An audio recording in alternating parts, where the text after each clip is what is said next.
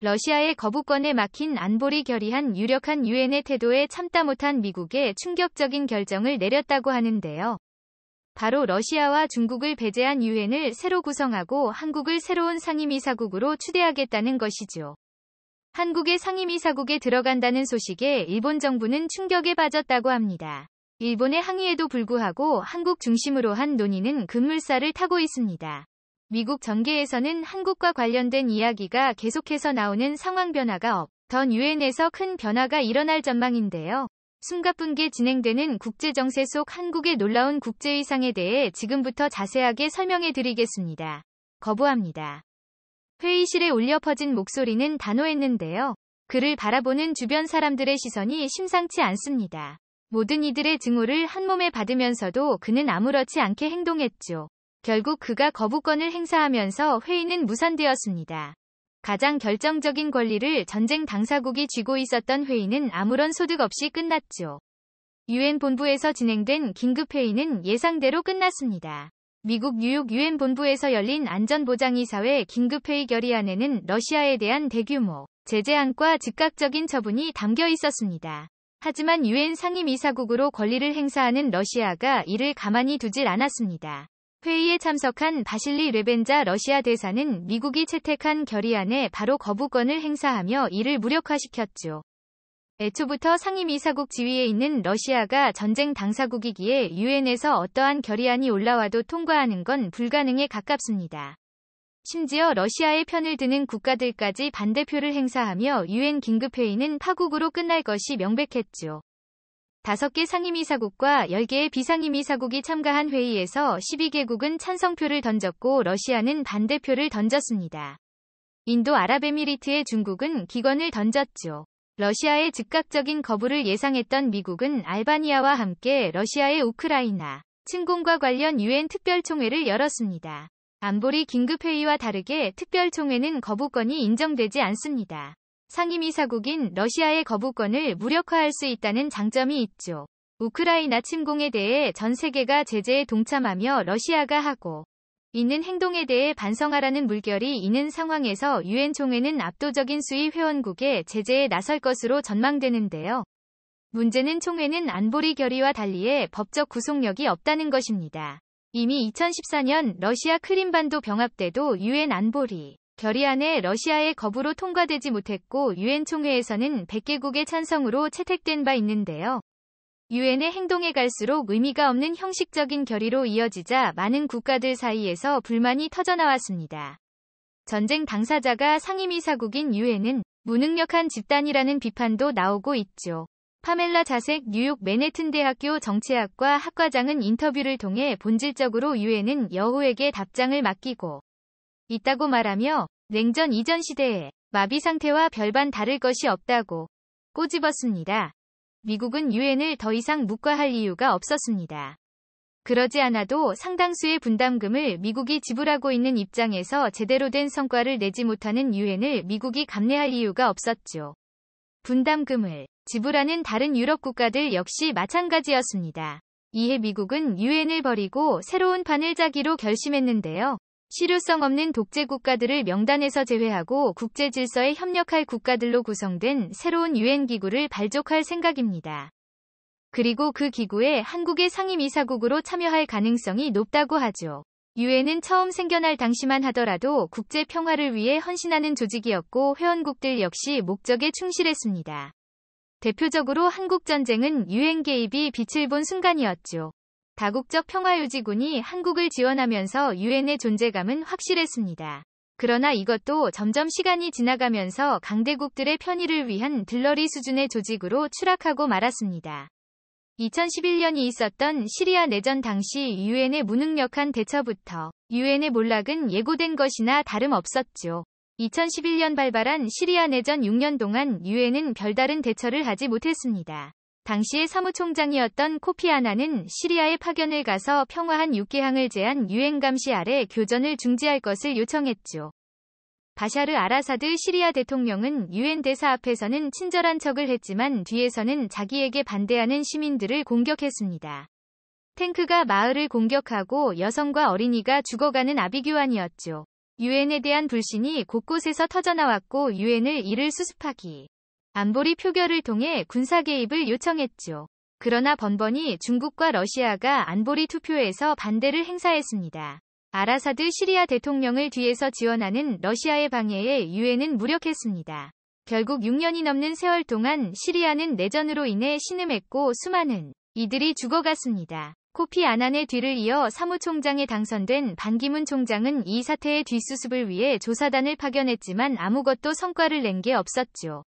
시리아 내부에서는 유엔에 대한 불신이 가득했고 시리아를 피해 유럽으로 피난을 간 이들은 유엔을 믿지 않는다고 말하며 시리아 국민들 사이에서 생긴 유엔 혐오를 그대로 드러냈습니다. 작년에 벌어진 미얀마 사태도 마찬가지였습니다. 미얀마 군부 세력이 민주화 정권을 전복하고 다시 권력을 찬탈 시민들은 이에 분노의 길거리로 나오며 내전이 확산되었죠. 누적 사망자는 2012년 기준 수백 명이 넘었고 미얀마는 자체 반군 정부를 수립해 국제사회의 지지를 요청했습니다. 지금 현 정권이 아닌 반군 정부가 미얀마의 정통 정권이라는 주장을 펼치며 반군들은 유엔의 적극적인 개입과 자유를 위한 투쟁을 기억해달라며 호소했죠. 유엔 안전보장이사회에서 미얀마권 역시 상정되었지만 미얀마 군부 세력의 뒤를 봐주고 있는 상임이사국 중국은 미얀마 군부 제재에 거부권을 행사했습니다. 중국과 동맹을 맺고 있는 러시아도 거부권을 행사하며 사사건건 분쟁에 중국 러시아는 유엔을 무력화시켰다. 결국 개별 정부들이 미얀마 군부를 향해 제재를 가하는 정도에 그쳤습니다. 한국 정부는 미얀마의 군용 물자 수출 중단 개발협력 사업 재검토에 나서며 국제사회의 일원으로 책임지는 행동을 보였습니다. 다른 국가들도 그러했으나 국제사회의 공조로 이어지진 않았죠. 무능의 흔적은 곳곳에서 발견되었으나 대처에는 미온적이었습니다. 그런데 이번 우크라이나 사태는 유엔의 무능함에 분노하는 계기가 되었고 더 이상 다른 국가들이 참아내기 어려울 정도였습니다. 미국에서는 즉각 반응을 미 하원은 유엔 안전보장이사회에서 러시아를 몰아내는 방안에 대해 논의해 안보리에서 러시아를 퇴출하자는 결의안을 작성했다고 밝혔습니다. 하원 외교위원회 소속 공화당 클라우디아 테니 의원이 주도해 민주당 의원들과 함께 이번 반응을 참으면 안 된다고 결의한 것이죠. 유엔 헌장 23조를 수정해 안보리 상임이사국에서 러시아를 배제하자는 것이 주요 골자인 이 법안은 사실 현실적인 성공 가능성이 거의 없는 법안인데요. 러시아에서 거부권을 행사하면 통과될 수 없는 내용이기 때문이죠.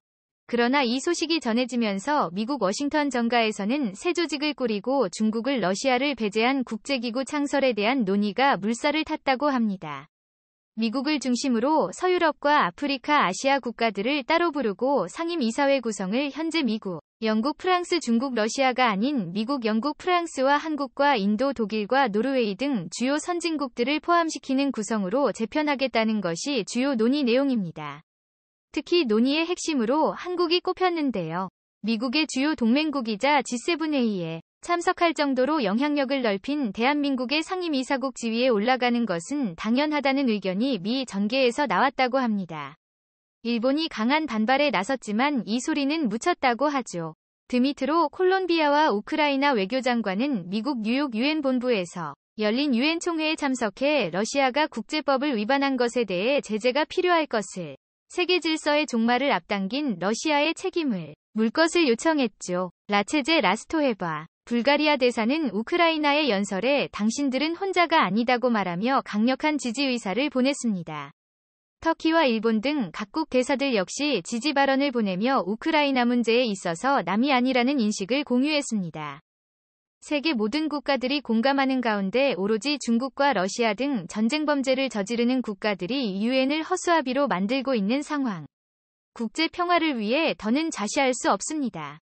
유엔 인권이사회 자문위원 인장직을 허진 치글러는 유엔을 말하다 라는 책에서 유엔의 불평등함과 왜곡된 현실을 폭넓일찍부터 중국과 러시아가 장기적으로 유엔을 망가뜨릴 것이라는 예언을 했죠. 실제로 그의 예언은 정확하게 맞아 떨어졌습니다. 외교적으로 고립되고 있는 러시아와 중국을 배제할 필요가 있습니다. 그동안 생긴 모든 고통의 뒤에는 이들 국가가 있었습니다. 이제는 한국도 행동에 나설 필요가 있습니다.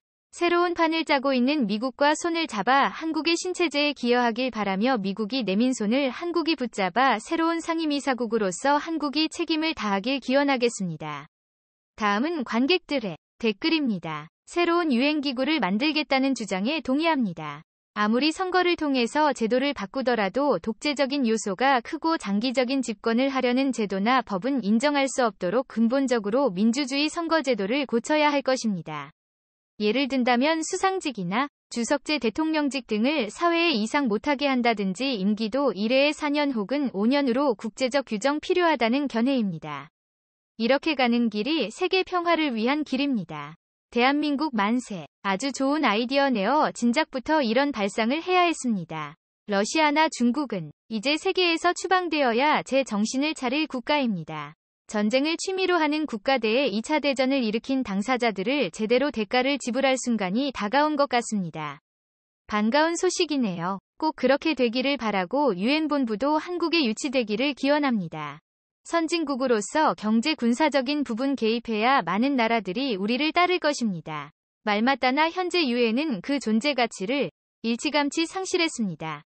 새로운 기구를 조속하게 창설하여 타국가의 초대로 대한민국이 상임이사국으로 자리잡아 선진국으로서의 역할을 다하기를 바람하지 않습니다. 대한민국 파이팅! 상임이사국을 10개국으로 늘리고 안건에 대한 찬성 비율의 만장일치가 아닌 7명 찬성으로 바꾸면 양호할 때 중국 러시아가 있어도 별 영향력을 못 발휘할 테니 민주주의 연맹으로 가야죠. 일정 수준의 민주주의를 실현한 나라를 기준으로 경제력 군사력이 받쳐져야 상임이사국이 될 수 있도록 당연히 독재 국가 공산국 간에 제외되어야 하죠.